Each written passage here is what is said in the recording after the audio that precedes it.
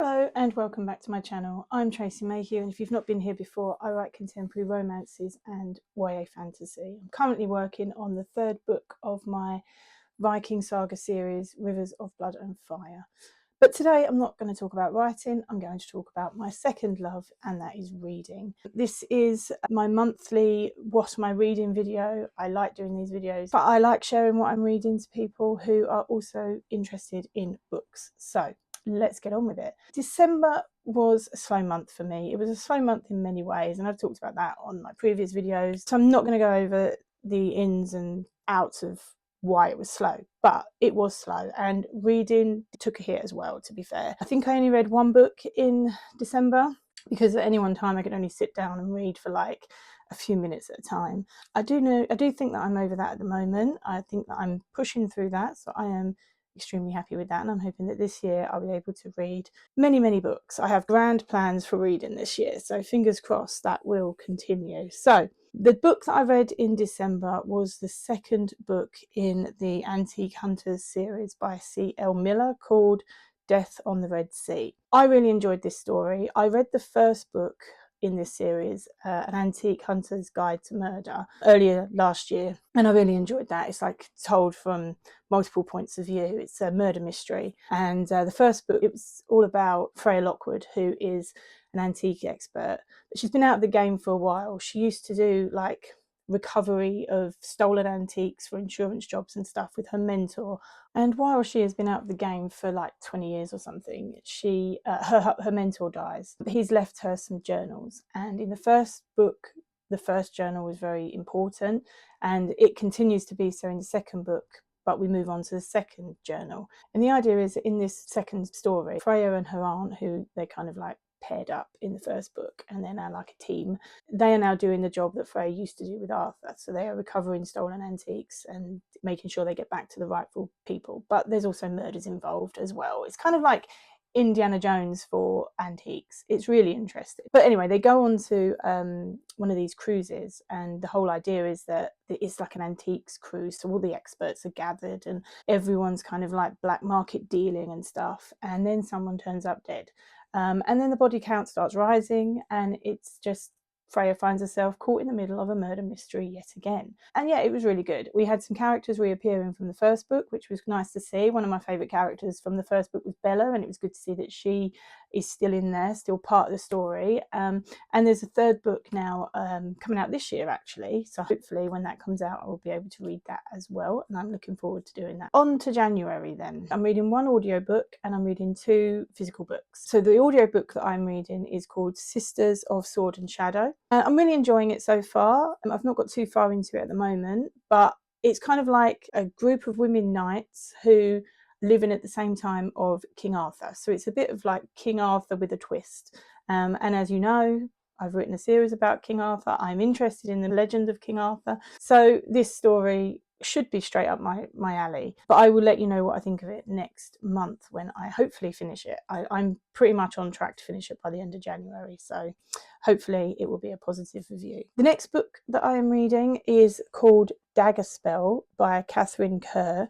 Now this one was kind of like accidental because last year I tried to read a book called A Time of Exile by Catherine Kerr, but then I discovered that I was kind of lost because A Time of Exile was like another series set within the same world that the series that begins with Dagger Spell starts off, basically. So I stopped reading A Time of Exile and ordered Dagger Spell from my library, and it came in at the end of last year, so I'm reading it now. And it's all about a wizard who finds himself cursed, and he's looking for someone who can break that curse. There's a woman, well, actually, she's a child at the start of this book, called Jill, who is the daughter of a silver dagger, who's kind of like an outlaw, but she has some magical powers. So it's obvious that these two, the wizard and this young girl, their destinies are gonna be entwined, but I'm not sure how yet because I haven't got to that part. But she has the power to see magical folk like gnomes and sylphs and things like that. So this book seems to be, well, promises to be full of magic, full of mythical creatures. So I am hoping that again will be a really good read, and I'm looking forward to telling you what I think about that next month as well. And then the final book that I'm reading is called The Demon King. I've got the book here. by Cinder Williams Chimer or Chimer. I'm not quite sure how to pronounce that, but I've heard some good things about this and I love this cover. I love the artwork on this cover. This is about a princess who is kind of like, she's coming of age and she's being told she needs to marry. She doesn't want to marry, although she's happy to have these kind of dalliances with her suitors, but she's not ready to settle down yet. And there's another guy in it he was a leader of a gang in her town.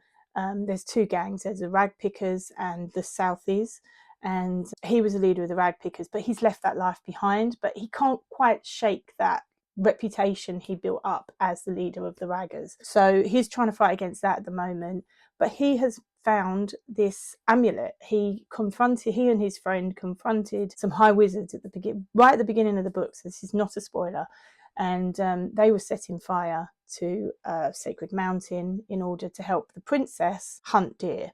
And this guy who's called Han, he and his friend Dancer confronted them, and Han ended up taking an amulet from the High Wizard's son, Mika. And this amulet has powers that Han doesn't understand, but he is at a point in the story where I'm at where he's trying to find out just what he has been told and the stories and legends that people have been led to believe are really true, or if something more sinister is going on.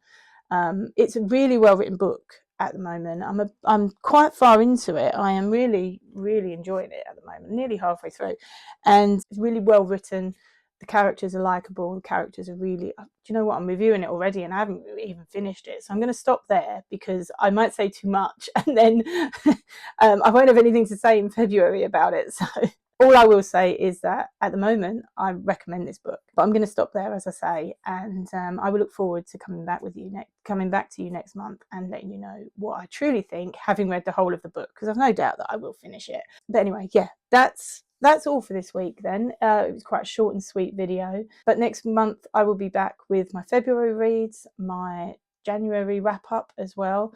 And yeah, I'm looking forward to that. So if you want to check out other books that I have read, you can check out the rest of this series over here, see if you can add any books to your TBR list. If you want to check out any indie books that I recommend, you can check out this video over here. Have a great week. I will be back with you next week with my 2026 goals. So I'm looking forward to filming that one. I hope you're looking forward to seeing what I'm up to this year, what my plans are. In the meantime, I wish you well, happy reading, and I'll see you next time. Bye.